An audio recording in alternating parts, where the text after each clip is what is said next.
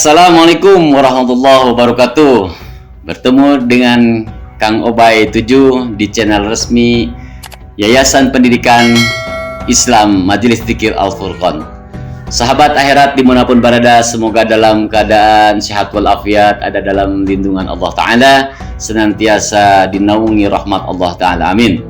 Dalam sesi singkat kali ini, saya ingin melanjutkan tema tentang 9 tangga untuk mencapai kepada Allah. Kita telah membahas 5 tema, yaitu tentang tobat, tentang sabar, tentang syukur, tentang tawakal, dan tentang zuhud. Kita ulas kembali pembahasan tentang zuhud. Jadi di sesi sebelumnya saya jelaskan bahwa zuhud itu tidak menyimpan atribut dunia di dalam hati. Jadikan dunia dalam genggaman kita, akhirat di dalam hati. Hati-hati dengan hati, karena hati tempat pandangan Allah. Jangan diikotori dengan penyakit-penyakit hati. Ya. Nah, sebetulnya yang saya bahas ini adalah tentang penyakit hati. Berapa juta hamba Allah di dunia ini, manusia, ketika diberi penyakit lahir, dia tidak berat untuk mengeluarkan puluhan juta, bahkan ratusan juta karena ingin sehat. Tapi jarang orang yang memiliki penyakit hati, dia datang kepada ahlinya ingin diobati penyakit-penyakit hati. Dan salah satu penyakit hati yang paling berbahaya adalah hubbud dunya. Sebagaimana sabda Rasulullah Sallallahu Alaihi Wasallam bahwa hubbud dunya ini cikal bakal dari penyakit-penyakit hati lainnya. Nauzubillah summa nauzubillah min dzalik. Kita berlindung dari hubbud dunya. Nah, obat dari hubbud dunya adalah zuhud. Jadi orang yang zuhud ini dia tidak terpengaruh oleh keadaan. Entah dia dalam nikmat, entah dia dalam kepahitan, hatinya tetap fokus kepada Allah. Tetap beribadah, bertaqarrub kepada Allah. Ada atau tidaknya atribut dunia dia tidak peduli. Ya. Kemudian karena dunia digenggam dalam tangannya, ketika ada orang yang membutuhkan, nah, dia senantiasa berbagi. Sudah mulai lembut hatinya, sudah timbul rasa welas asih. Ketika dia memandang orang lain seolah-olah dia memandang dirinya sendiri. Makanya salah satu slogan dari majelis yang saya pimpin, Majelis Dzikir Al-Furqan, karena saya orang Sunda, bagaimana caranya menerapkan saawak, sarasa, satujuan. Saawak artinya satu tubuh, sarasa itu berarti satu rasa, kemudian satu tujuan. Nah, kalau kita sudah merasa satu badan, insya Allah ya akan timbul rasa saling tolong menolong, saling membantu. Contoh, ketika kaki kita tergelincir, sakit, yang merasakan sakit bukan hanya kaki, ya, kepala kita sakit, mata kita tidak bisa tidur, berarti seluruh tubuh merasakan. Nah, inilah mulai serasa. Kemudian setujuan. Apa satu tujuannya? Mengharap ridho Allah, mardatillah. Oke, kita lanjutkan tentang zuhud. Ya, orang yang zuhud ini senantiasa fokus kepada Allah. Dia tidak memandang atribut dunia. Dia jadikan dunia ini sebagai kendaraan untuk mencapai tujuan jangka pendek dan jangka panjang. Apa jangka pendeknya? Hasanah fid dunya, kebaikan di dunia. Apa jangka panjangnya? Hasanah fil akhirah, kebahagiaan di akhirah, yaitu pertemuan dengan Allah di Darussalam, di surganya Allah. Semoga sahabat akhirat dimanapun berada, kelak kita dipertemukan, dikumpulkan di surganya Allah tanpa mengalami disiksa di neraka. Amin ya rabbal alamin. Nah, zuhud ini sangat penting. Ya, orang yang zuhud boleh kaya, tapi tidak boleh merasa memiliki. Nah, inilah yang harus kita perangi, rasa akuan, rasa memiliki. Ya, kita mengaku memiliki harta, kita mengaku memiliki jabatan, kita mengaku memiliki anak, istri, apapun atribut dunia. Tekankan dalam hati, sadarkan wahai saudara, bahwa apapun yang ada pada diri kita, hakikatnya adalah titipan dari Allah. Dan setiap yang dititipkan akan diambil kembali oleh pemiliknya dan kelak akan dimintai pertanggungjawaban di akhirat. Maka tolong pikir-pikir lagi. Orang semakin banyak harta, semakin tinggi kedudukan, akan semakin lama hisabnya. Sementara orang yang miskin, insya Allah apabila dia sabar, akan semakin cepat hisabnya. Makanya ada salah satu hadis yang unik, yang mungkin kita belum bisa mengaplikasikannya. Rasulullah kalau berdoa, ya Allah, jadikanlah hamba orang yang miskin, wafatkan hamba dalam keadaan miskin, dan bangkitkan hamba bersama orang-orang yang miskin.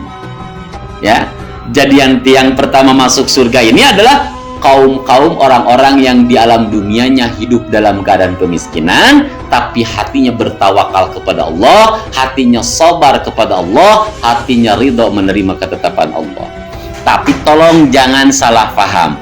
Di sini bukan berarti saya mengajak kita untuk menjadi orang miskin. Enggak, justru kita harus menjadi orang kaya.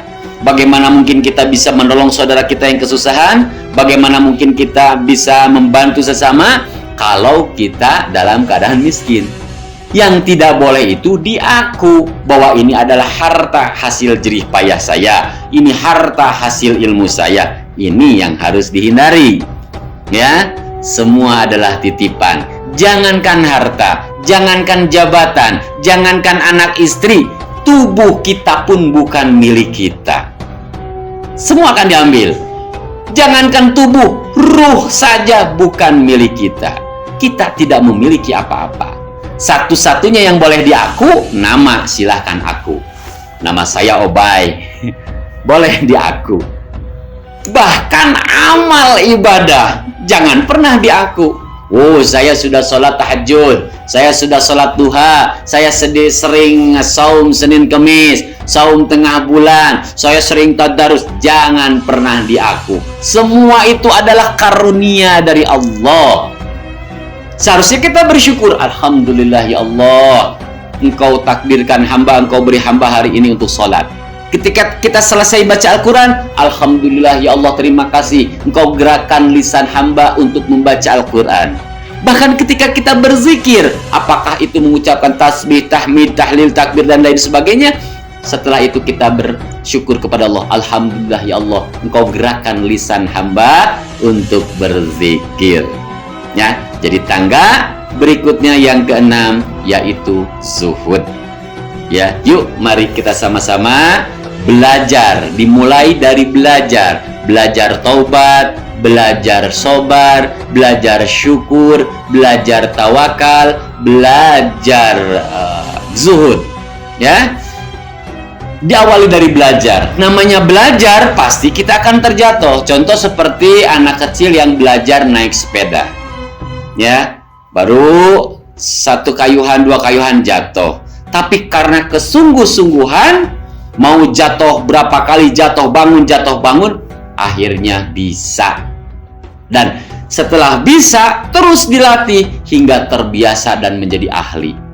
Demikian pun dengan sabar, tobat, sabar, syukur, tawakal, zuhud, itu pun harus kita awali dengan belajar.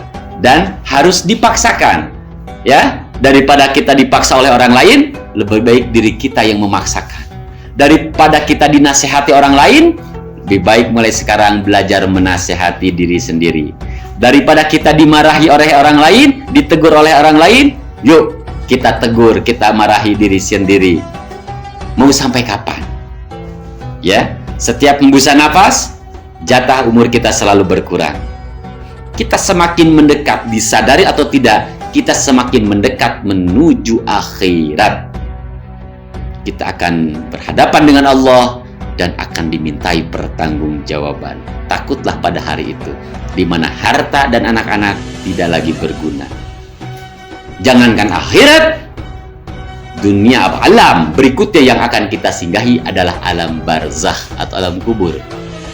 Dan ketika seseorang masuk ke alam kubur, terputuslah amalnya kecuali 3, yaitu amal ilmu yang bermanfaat, sedekah jariah, dan doa anak yang soleh. Tanya pada diri kita sahabat, apakah kita sudah punya tiganya atau minimal 1? Bila tidak, persiapkan mulai dari sekarang. Nah, saya sengaja membuat konten ini, mudah-mudahan menjadi ilmu yang bermanfaat bagi saya. Kemudian, sahabat saya yang menjadi tim kreator, tim editornya, insya Allah menjadi sedekah jariyah. Karena ada amal jariyah, ada dosa jariyah. Maka hati-hati, kita hindari segala yang berkaitan dengan dosa jariyah. Apa saja Kang Obay yang termasuk dosa jariyah? Insya Allah dalam sesi berikutnya kita bahas. Demikian kajian singkat tentang zuhud, semoga bermanfaat adanya. Kita memohon taufik hidayah kepada Allah. Semoga Allah sucikan hati kita dari segala akhlak yang tercela. Semoga Allah yang maha suci mensucikan kalbu kita, dan Allah yang maha terpuji menghiasi kalbu kita dengan akhlak yang terpuji. Shadaqallahul azim, wallahu a'lam bishawab. Salam dari Kang Obay 7 KDHT.